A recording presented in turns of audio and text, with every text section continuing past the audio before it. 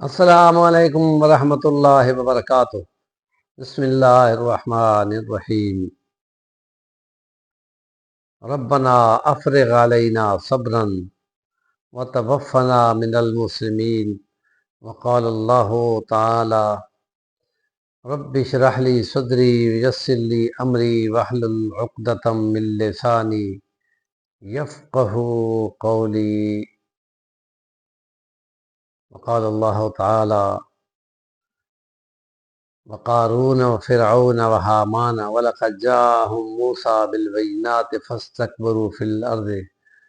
وما كانوا سابقين۔ صدق اللہ العظیم۔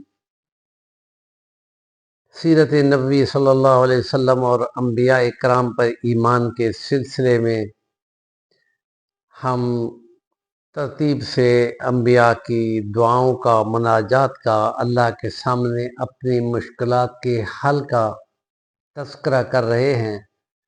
اور اس میں حضرت موسیٰ علیہ السلام کو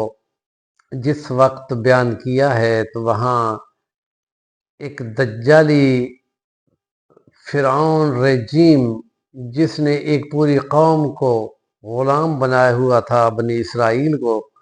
ان کی نجات کے لیے خدا نے انہونی کی اور انہی بنی اسرائیل سے ایک بچے کو محفوظ کیا اور ان فرعونیوں کے گھر کے اندر اس کو پالا، اور پھر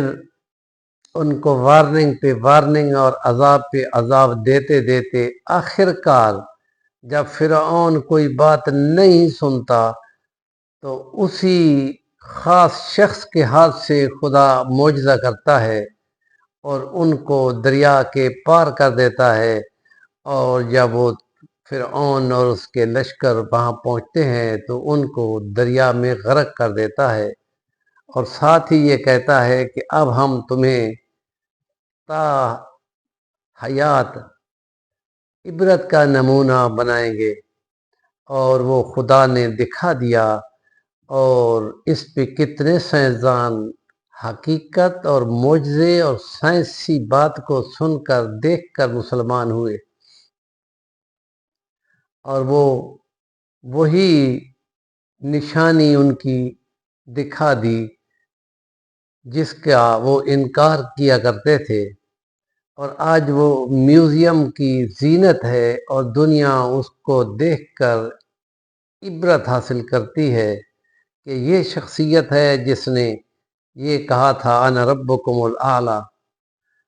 اور قارون کو کہا کہ تم ایک اونچا مینار بناؤ، میں دیکھوں کہ فرعون کہتا ہے میں دیکھوں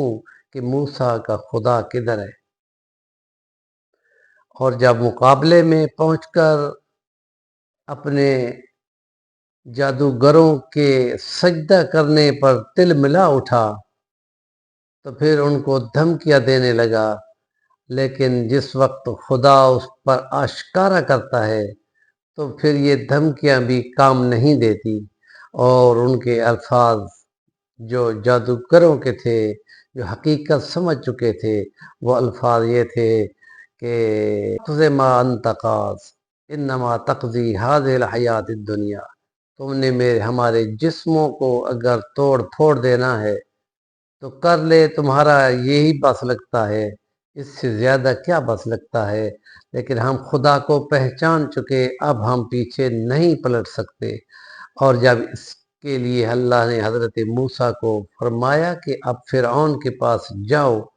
تو پھر خدا کے اس پیغمبر نے اللہ سے دعا کی کہ اے اللہ، ایسے ظالموں کے مقابلے میں جانے پہ ہمیں صبر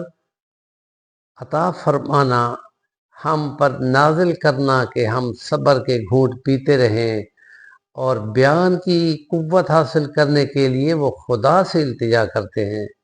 کہ میرے سینے کو کھول دے اور میری زبان پر ایسا اظہار فرما کہ وہ اس حقیقت کو سننے پہ اور ماننے پہ مجبور ہو جائیں، اور اس لیے یہ دعا کرنی چاہیے اپنے علم کے لیے کہ اے خدا میرا سینہ کھول دے کہ میں اس کے ذریعے سے حقیقت کو سمجھ کر بیان کر سکوں، اور جو ظلم اور انبیاء خدا سے امداد مانگتے ہیں اور خدا سے یہ مانگ کر حاصل کرتے ہیں تو خدا نگرانی کرتے ہوئے ان کو صبر بھی دیتا ہے، ان کو طاقت بھی دیتا ہے، ان کو کامیابی بھی دیتا ہے۔ اور اس لیے جس نے علم سیکھنا ہو وہ خدا سے مانگے کہ میرا سینہ کھول دے۔ نبی اکرم صلی اللہ علیہ وسلم نے اپنے چچا عباس کے 14-15 سال کے بیٹے کو عبداللہ ابن عباس کے سینے پہ ہاتھ رکھا تھا اور اس کے لیے دعا کی تھی، اے خدا اس کا سینہ قرآن کے لیے کھول دے۔ اور ان مفسرین کے ناموں میں سب سے اونچا نام جس تفسیر کا ہے وہ تنویر المقیاس ہے، اور وہ حضرت عبداللہ ابن عباس کی تفسیر ہے کہ سمجھ اور فہم کے اعتبار سے کہ نبی پاک کی دعا سے اس کا سینہ کھل چکا تھا، اور جب بھی کبھی نبی پاک ان سے سوال کرتے تو عمر میں سب سے چھوٹا ہونے کی وجہ سے وہ ادب سے بولتا تو نہ، لیکن جواب جو وہ دیتا ہے وہ ساری دنیا جانتی ہے کہ اس کو سب سے پہلے سمجھ آ جاتی تھی۔ ہمارے چینل کا نام ہے صفی البانی، ضرور سبسکرائب کریں اور کام کی بات کا کمنٹ دیا کریں۔